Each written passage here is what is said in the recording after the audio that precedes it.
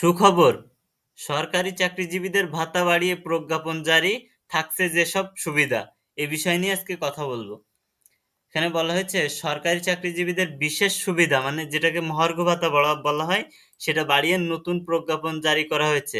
এতে বলা হয়েছে বিশেষ সুবিধা বাবদ চাকরিরত কর্মচারী কর্মকর্তারা মাসে 1,000 টাকার বদলে কমপক্ষে 1,500 টাকা এবং পেনশনভোগীরা 500 টাকার বদলে কমপক্ষে 750 টাকা পাবেন।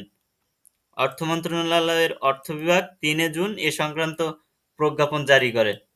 সোমবার 23 জুন তা সংশোধন করে অর্থ মন্ত্রণালয়ের প্রবিধি অনুবিভাগের অতিরিক্ত সচিব দিলরুবা শাহিনের স্বাক্ষরে নতুন এ প্রজ্ঞাপন জারি করা হয়।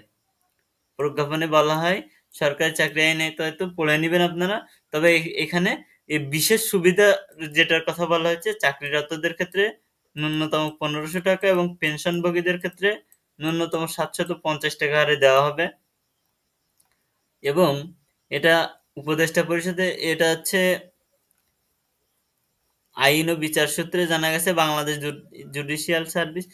এই যে এটা একটু ভালো করে পড়বেন যে চিঠিতে উল্লেখ করা হয়েছে এমপিওভুক্ত বেসরকারি শিক্ষা প্রতিষ্ঠান, বেসরকারি মাদ্রাসা, এই যে সব ধরনের শিক্ষা প্রতিষ্ঠানের কর্মরত জাতীয় বেতন কাঠামোর সঙ্গে তুলনীয় গ্রেড 9 থেকে তার উপরের গ্রেডের সরকারি কর্মচারীরা পাবেন 10% হারে মহার্ঘ ভাতা মানে বিশেষ সুবিধা।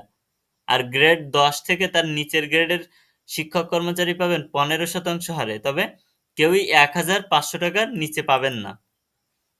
ঠিক আছে, এই হচ্ছে নিউজ।